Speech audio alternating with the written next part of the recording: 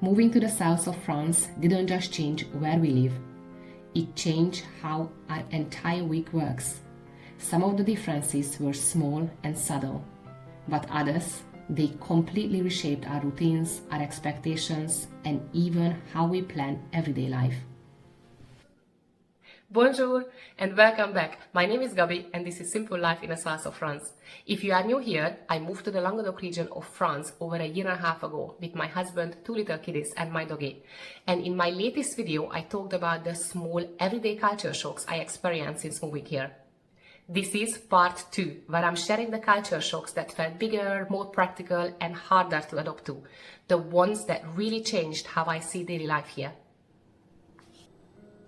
One of the biggest practical culture shocks for us was no school Wednesdays. In many parts of France, children don't have regular school on Wednesdays. We actually knew this before moving, so in theory, it wasn't a surprise. But knowing something on paper and living it in real life are two very different things.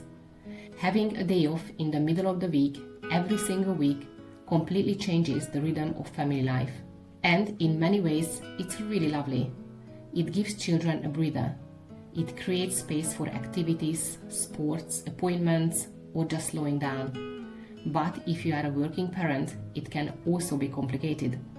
Work schedules, childcare, and routines all have to be built around that one day.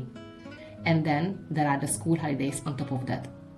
France has some of the longest school holidays in Europe, around 16 weeks in a year in total. So, between Wednesdays off and frequent holiday breaks, family lives here runs on a very different calendar. It's a completely different way of organizing life. While it can be tricky to organize sometimes, it also means more time with our children. And that slower, family-focused rhythm is one of the main reasons we moved here. Having those extra everyday moments with them is what life is about. Another big adjustment for me was learning how healthcare works here. Personally, we had really good experiences so far, but I've also heard very mixed opinions from other people living here. On one hand, our local GP is fantastic. We can usually get an appointment within a day, sometimes even the same day. But I also know people in nearby villages who wait weeks just to see their doctor. So the experience can vary a lot depending on where you live. Specialist appointments can take longer too. For example, we recently waited about 6 weeks for a scan. But then, when we had to go to A&E for something urgent, everything happened incredibly fast.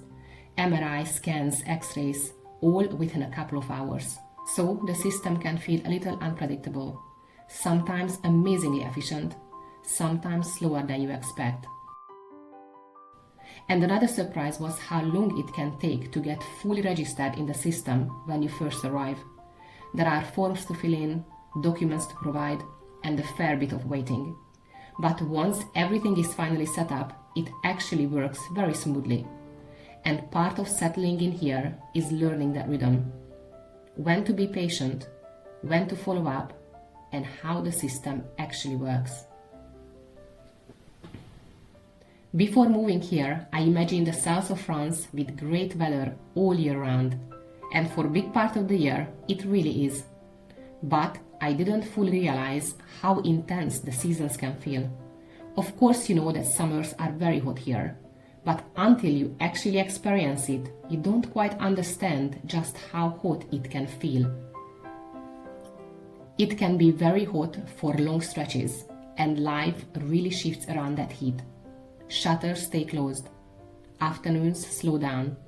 During heat waves, people mostly stay indoors in the middle of the day, and evenings become the time when everything becomes alive again. In recent years, wildfires have become a real concern in many parts of the south, something I wasn't thinking about at all before moving here.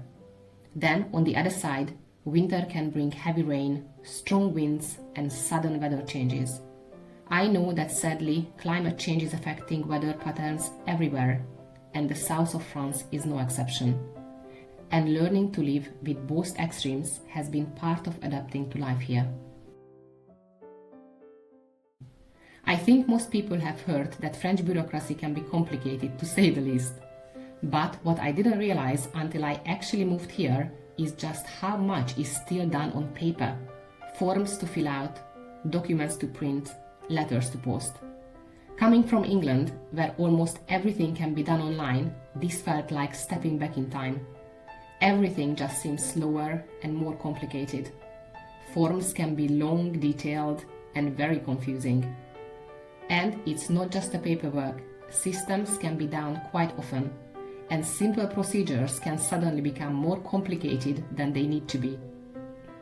I recently had to register on a government website. The process sounded straightforward.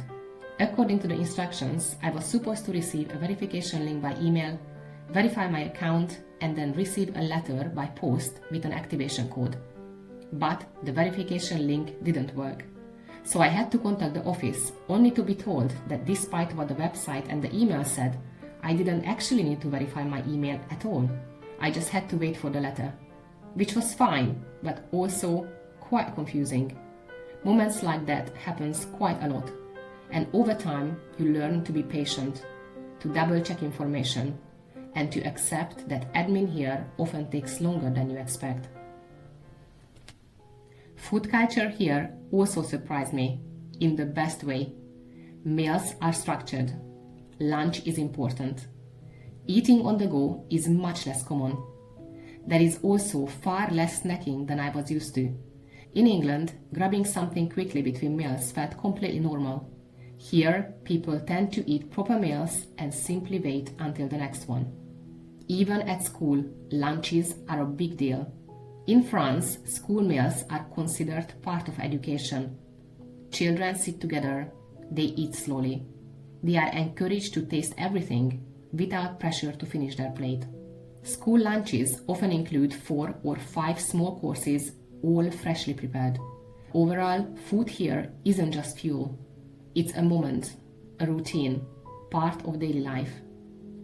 And this starts from a young age, quietly creating a healthier relationship with food without anyone making a big deal out of it.